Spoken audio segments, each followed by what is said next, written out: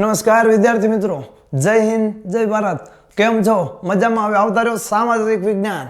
Okay, હવે animation જ્ઞાન સાધનની પરીક્ષા ધોરણ 8 મોસ્ટ વેરી મોસ્ટ એમવી અને પ્રશ્ન નંબર પેપર નંબર બીજું 151 થી લઈને 180 સુધીનું જે પ્રશ્ન પેપરની સમજૂતી સાથે સંપૂર્ણ સોલ્યુશન હાલો હવે જોઈ લઈએ.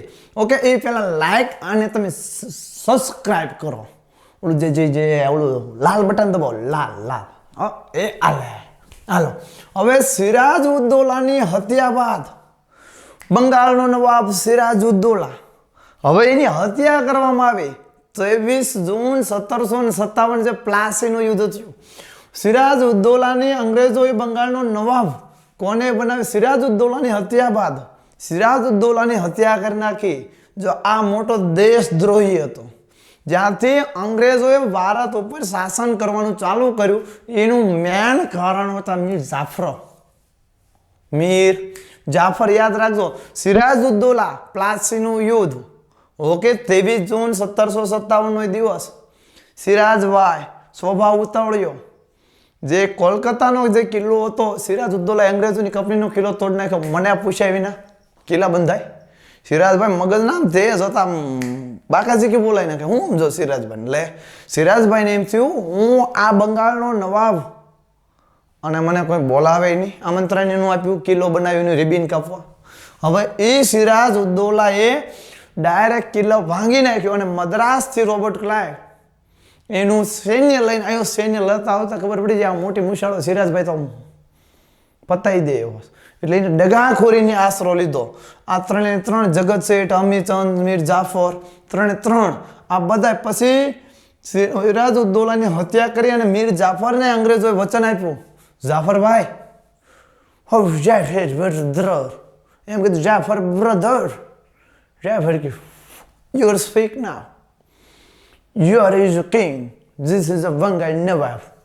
ઓકે, આવું કીધું કે તને બંગાળનો નવાબનો મેં રાજા બનાવશું. તો સિરાજભાઈને અને જે 23 જૂન 1757 ના રોજ યુદ્ધ ચાલુ હતું, સિરાજભાઈ ઉદ્દૌલા મીર જાફરે બપોર થતા જ યુદ્ધ પતાવી નાખ્યું. પ્લાસીનું યુદ્ધ. પલાસ એટલે કેસુડાના ફૂલ, કેસુડાનું જંગલ કહેવાય. એટલે સિરાજ ઉદ્દૌલાની હત્યા બાદ અંગ્રેજોએ કોને નવાબ બનાવ્યો? મીર જાફરને. આને જો નવાબ ન બનાવે તો અંગ્રેજો ભારત દેશમાં રાજ ન કરો, વેપાર કરીને વયા જાત. અને પછી કોના નેતૃત્વથી મૈસૂર સૌથી શક્તિશાળી રાજ્ય બન્યું? હૈદર અલી. કયો? હૈદર અલીના શાસનથી મૈસૂર રહ્યું આમ શક્તિશાળીમાં, સૈન્યમાં વધારો કર્યો. અંગ્રેજોના પરસેવો વળતો ધોળા દિવસે હૈદરભાઈ ઉભા બે ઝીકે એવા હતા. આ હૈદર અલી મૈસૂરનો સૌથી શક્તિશાળી રાજ્ય બનાવવામાં મોટો ફાળો છે હૈદર અલી. અને આનો જ દીકરો ટીપુ સુલતાન. મૈસૂરના 4 વિગ્રહ છે, યાદ રાખજો. પહેલા 2 વિગ્રહ હૈદર અલી સાથે, બીજા 2 વિગ્રહ ટીપુ સુલતાન સાથે. ટીપુ સુલતાનનું એક વાક્ય બહુ જ ગમે, 100 વર્ષ ઘેટા બકરા જેવું જીવન જીવા કરતા એક જ દિવસ સિંહ જેવું જીવન જીવવું સારું. આ ટીપુ સુલતાન આવો વીર પ્રતાપે, અને આ તેના સૈનિકોના દગાના લીધે જ હાર્યો. એટલે સૌથી શક્તિશાળી રાજ્ય બનાવનાર મૈસૂરને તો કોણ હતું? હૈદર અલી. બંગાળમાં ગળી ઉત્પાદનની કેટલી પ્રથા હતી? 2 હતી. કેટલી હતી? 2. હવે 2 કઈ પ્રથાની કોમેન્ટ કરીને જણાવજો. રયતી અને નિજ, એમ 2 પ્રથા હતી. ઓકે, ક્યારે કોમેન્ટ કરશો મને ખબર, તમે આવશો ના પહેર્યું કોમેન્ટ ક્યાંથી કરતા. હવે કાયમી જમાબંધી, તો કે કાયમી જમાબંધી દાખલ ક્યારે થઈ? રયતવાળી પદ્ધતિ ક્યારે દાખલ થઈ? તો આપણે જોઈ લઈએ વિદ્યાર્થી મિત્રો. ઓકે, તો કાયમી જમાબંધી આવો વિધાનવાળા સૌથી વધારે પૂછાય છે. કાયમી જમાબંધી દાખલ 1793 કોને કરી હતી? કોર્નવોલિસ. કાયમી જમાબંધી દાખલ કરનાર કોર્નવોલિસ 1793. રયતવાળી પદ્ધતિ દાખલ, તો કે રયતવાળી પદ્ધતિ 1820. કઈ સાલમાં? 1820. થોમસ મુનરોએ દાખલ કરી હતી. થોમસ મુન્નો કયો કે મુનરો કયો. ઓકે, મહાલવારી પદ્ધતિ દાખલ ક્યારે થઈ હતી? તો કે મહાલવારી પદ્ધતિ દાખલ છે એ 1822 માં થઈ હતી. ઓકે, બિરસા મુંડાનું મૃત્યુ ઈસવીસન 1900ની સાલમાં. બિરસા મુંડાની હજી હમણાં જ જન્મ જયંતિ કે 150મી જન્મ જયંતિ. ઓકે, તો ઓપ્શન કયો આવશે? ડી. આવી સાલવારી અમુક છે, એક યાદ રાખી લેજો વિદ્યાર્થી મિત્રો. અંગ્રેજ સરકારે ભારતીય સૈનિકો માટે કઈ નવી રાઇફલનો ઉપયોગ લેવાનો નિર્ણય કર્યો હતો? તો કઈ? Enfield rifle. જૂની કઈ રાઇફલ? Brown Bess rifle. એન્ડિગો રાઇફલ ક્યાંય આવતું જ નહોતું, એટલે કઈ આવશે? એનફિલ્ડ રાઇફલ લેવાનો ઉપયોગ કર્યો હતો. હવે એનફિલ્ડ રાઇફલમાં કયા બે પ્રાણીઓનું માંસ ઉમેરવામાં આવતું? કોમેન્ટ કરો, જણાવો કયા બે પ્રાણીઓનું માંસ ઉમેરવામાં આવતું? હાલો કોમેન્ટ કરો. ક્યાં સુધી હું થોડુંક ઊભું પી લઉં.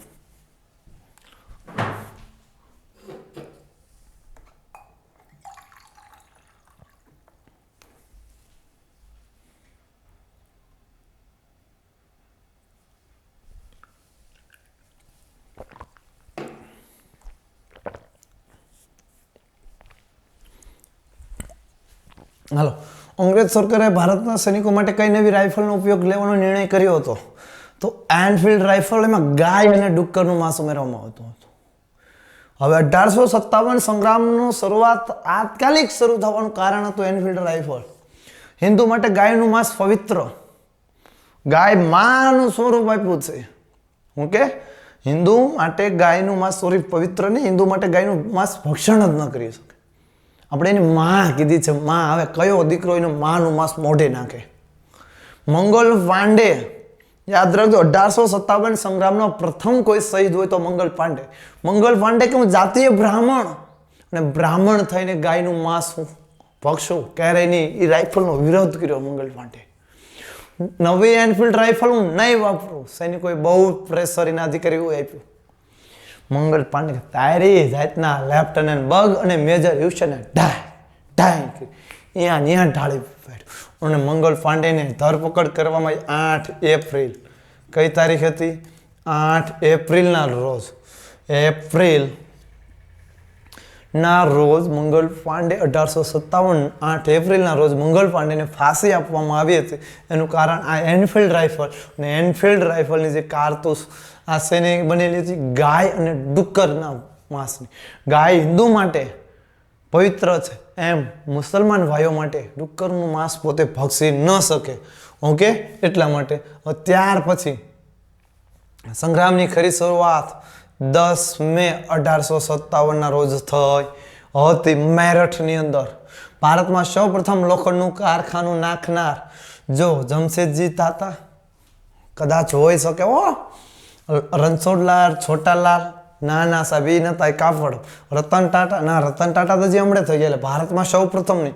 અંબાણી સાહેબ તો હજી છે, તે જીવે છે. મુકેશ અંબાણી નહીં આવે. તો કયો આવશે? Option A. જમશેદજી તાતાએ ભારતની અંદર સૌ પ્રથમ લોખંડનું કારખાનું નાખ્યું હતું. આગળ જોઈએ, સ્વતંત્ર ચળવળ દરમિયાન શરૂ કર્યું હતું તો ગાંધીજી બાપુ આંદોલન કરવામાં પ્રથમ નંબર આવતો હોય કોનો? ગાંધીજી બાપુનું. સ્વતંત્ર ચળવળ દરમિયાન કોને આંદોલન ચાલુ કર્યું? તો ગાંધીજી બાપુએ આંદોલન ચાલુ કર્યું હતું. ઓકે વિદ્યાર્થી મિત્રો, હવે કોણ આવશે? ગાંધીજી. લક્ષ્મીબાઈ તો આંદોલન નહીં જ. ઝાંસી કી રાની લક્ષ્મીબાઈ. વેલેસ્લી નો આવે, વેલેસ્લી અંગ્રેજ હતો. ડેલ હાઉસી નહીં, તો કોણ હશે? ગાંધીજી બાપુ. મકાન, સડક, પુલ. ફેન ક્યાંય ગઈ? એક જ મિનિટ હો વિદ્યાર્થી મિત્રો. હવે મકાનો, સડક, પુલ, બદંગા, ટેકનોલોજી વગેરે કેવા પ્રકારના સંસાધનો મકાન કોણ બનાવે? માનવ બનાવે. કુદરતીનો બનાવ્યો. અને ફૂલો પાછા કુદરતી સંસાધન છે, એટલે એ અને બી બંને આવશે. વિકલ્પ ફૂલો ને પુલો આવે હો વિદ્યાર્થી મિત્રો. એટલે માત્ર કેવા સંસાધનો? માનવ સર્જિત સંસાધનો છે. હું ફૂલો સમજીને બે ટી કરી. પૃથ્વી સપાટી પર લગભગ કેટલા ટકા ભાગમાં પાણી છે? પૃથ્વી સપાટીના 3/4 ભાગ ઉપર પાણી છે ને 1/4 ભાગ ઉપર જમીન છે. એટલે શું જવાબ આવશે? ઓપ્શન નંબર બી. હાલો આગળ. ભાવનગરના કયા વિસ્તારમાં કોલસાનું અનુમાન જો થોરડીમાં છે? જથ્થો મળી આવવાની સંભાવના છે, અનુમાન છે. તગડીમાં છે, સામતવરમાં છે. એટલે આપેલ શું આવશે? તમામે તમામ. સૌર સીતાગાર. હાલો પેલા આમાં જો આવા પ્રશ્નો આવે ને એટલે કીધું જેટલું આવડે ને એટલું ટીક કરતું જવાનું. ઓકે, તો એમાં શું કરવાનું? તો વિન્ડ ફાર્મ ક્યાં આવેલું છે? તો વિન્ડ ફાર્મ છે માંડવી. આમાં થોડુંક આવડે. હવે બી માં 5 આવતો એવો ઓપ્શન એ સોરી આમાં બી માં 5, બી માં 5, બી માં 1, હાલે નીકળ. ઓકે, 3 ઓપ્શન વધ્યા. ગરમ પાણીના જરા આપણે તુલસી શ્યામ, હજી મારા ઘટો ગતમાં કઈ ગીત નીકળ્યું છે ને, સાંભળ્યો તુલસી શ્યામ. હવે ડી માં 1 આવતો હોય, ડી માં 1 આવતો હોય, ડી માં 1 આમાં છે સાહેબ. હાલો આમાં છે, આમાં ડી માં 3 ચાલે નીકળ. આ 2 ઓપ્શન વધ્યા છે. બાયોગેસનો પ્લાન્ટ ક્યાં આવેલો છે? તો ચારણકા ઈ માં 2, એટલે સોરી રુદ્રાતલ ક્યાં આવેલો છે? રુદ્રાતલ. તો ઓપ્શન નંબર કયો આવશે? ડી. ઓકે, આવા પ્રશ્નો બહુ પૂછાય છે. પાકાઈ હરખાઈને કડકડાટ કરી નાખવાના છે વિદ્યાર્થી મિત્રો. ગુજરાતના કયા સ્થળોએ વિન્ડ ફાર્મ આવેલું છે? તો કે માંડવીના સમુદ્ર કિનારે આવેલું છે, દ્વારકાના લાંબા ગામે પણ આવેલું છે. તો એ અને બી બંને જવાબ આવશે વિદ્યાર્થી મિત્રો. કયા પ્રકારની જમીનને કપાસની કાળી જમીન તરીકે ઓળખવામાં આવે છે? તો કઈ જમીનને? તો કપાસ માટેની જમીન કાળી જમીન. અહીંયા સાઈડમાં તો આપ્યું હતું ભાઈ લે. કપાસની કાળી જમીન તરીકે ઓળખવામાં, તો કાળી જમીન, કપાસની જમીન રેગુર. કાળીનું બીજું નામ શું? તો કે રેગુર જમીન. કયું નામ? રેગુર. ભારતમાં બાજરી સૌથી વધુ ઉત્પાદન કયા રાજ્યમાં થાય? સાહેબ રાજસ્થાનમાં. આવો અમારે બાજરાનો રોટલો ને ભરતો મજા આવી જાય શિયાળામાં. તો કયું આવશે? રાજસ્થાનમાં સૌથી વધારે બાજરીનું ઉત્પાદન થાય છે. અહીંયા પંજાબ ઘઉંમાં આવશે. ખોટો વિકલ્પ છે. વિકલ્પ આપણો આવશે ઓપ્શન નંબર 2 રાજસ્થાન. હવે આગળ જોઈએ વિદ્યાર્થી મિત્રો. ભારત દેશ ક્યારે સ્વતંત્ર? ઓહો, આઝાદ ક્યારે થયો ભારત દેશ? ભારત દેશની વાત આવે એટલે ખબર નહીં અંદરથી ને તો મજા આવી જાય. ઓકે, હવે એ વખતની જે શહીદી તમે કદાચ કલ્પના ન કરી શકો. કેટલા લોકો ગોળી સામે છાતી ખાધી હશે, કેટલાય લોકોનો જીવ ગયો હશે, કેટલાય લોકો વીરો એ વાતે લડ્યા હશે. ક્યારે ભારત દેશ આઝાદ થયો છે? ન જાને તેરે सीने में जब गोली लगी, न जाने जब तेरे सीने में गोली लगी तो कैसे सोई होगी तेरी माँ. अरे मैं तो कहता हूँ वो गोली भी तेरे सीने में आने से पहले एक बार रोई होगी. ओके, હવે રાષ્ટ્ર. હવે આ 15 ઓગસ્ટ 1947ના દિવસે આપણો મધરાત્રે આપણો દેશ આઝાદ થયો, ભારત દેશ. જે 15 આપણે સ્વતંત્ર દિવસ મનાવીએ છીએ આને.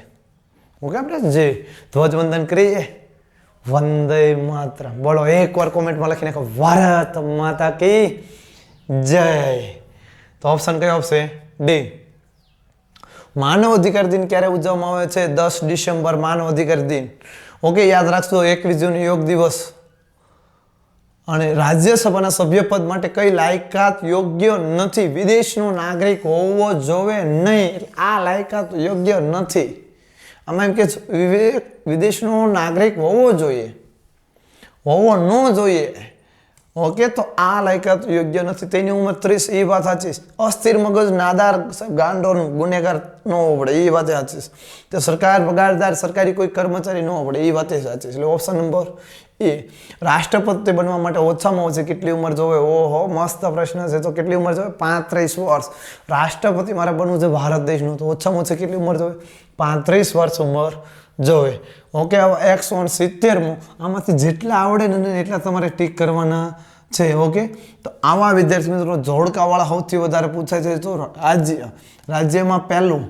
ઓકે, કયું?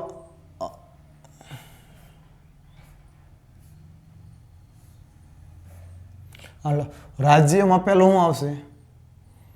તો વિજયસેન પ્રથમ. સેનવંશ કોનો હતો? તો સેનવંશ, એટલે સોરી રાજ્ય હું સેનવંશમાં વિજયસેન પ્રથમ. જો સેન આવી ગયું, આમ નામ મેચિંગ થતું જ જશે આપણે. હાલો, સોલંકીમાં કુમારપાળ. હાલો, પછી પાલવંશમાં કોણ આવશે? પાલવંશમાં ગોપાલ આવશે. રાષ્ટ્રકૂટમાં આવશે ઓપ્શન બી ગોવિંદ ત્રીજો. ફલવંશમાં નરસિંહવર્મન બીજો. એટલે ઓપ્શન નંબર કયો થયો? ઓપ્શન નંબર બી.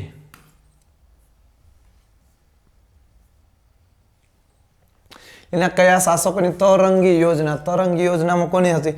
મુહમ્મદ તુગલક. મુહમ્મદ તુગલક ઘણી વાર જોડણી ફેર હોય તો સમજી લેવાનું આપણે. ચાલો, બુલંદ દરવાજો કોણે બનાવ્યો હતો? ઓહો, બુલંદ દરવાજો અકબર. હાલો, બારીઓમાંથી વિશિષ્ટ પ્રકારની જાળીઓની કોતરણી ધરાવનાર વાક્ય પૂર્ણ કરો. ધરાવનાર કઈ હતી? સીદી સૈયદની જાળી. તે એવી કોતરણીથી બારીની એવી કોતરણી સીદી સૈયદની જાળી ખૂબ જ પ્રચલિત છે.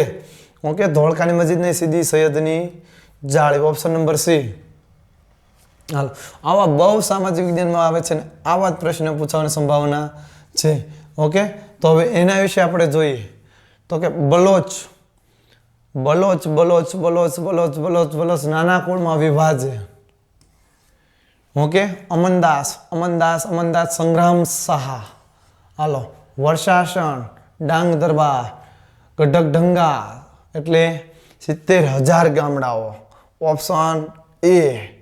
આગળનું ગુરુ નાનક કઈ શાખાના સંત હતા? તો નિર્ગુણ. ઓકે, નિર્ગુણ સંત હતા. નયનાર એટલે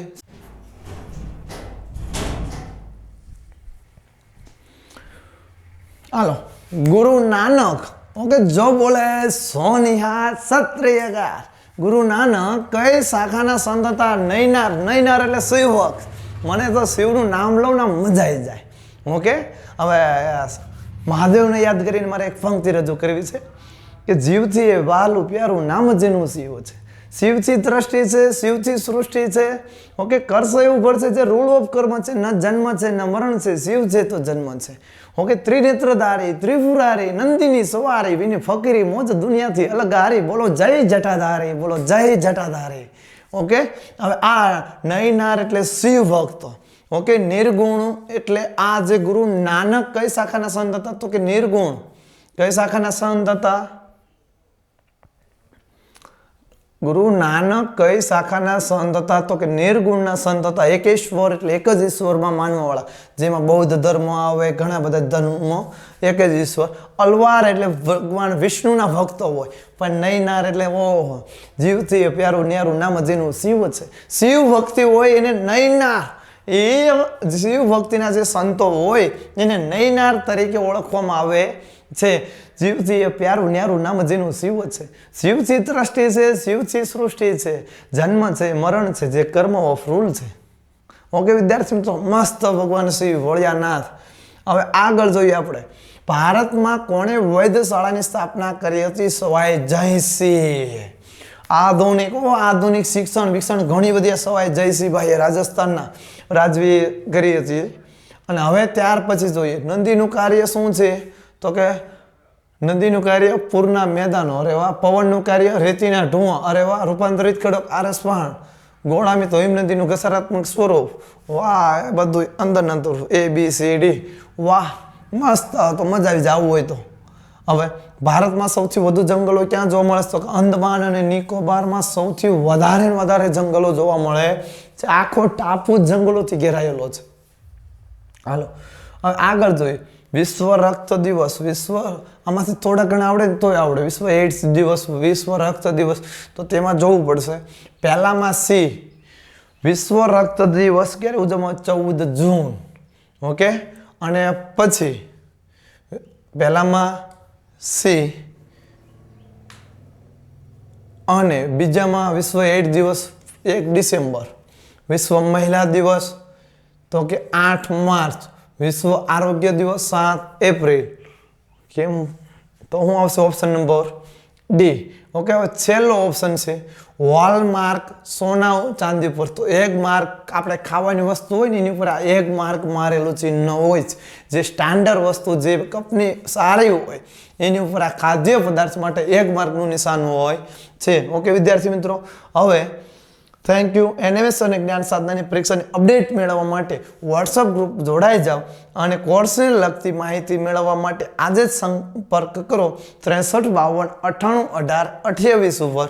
ઓકે વિદ્યાર્થી મિત્રો, થેન્ક યુ. ખૂબ ખૂબ આભાર વિદ્યાર્થી.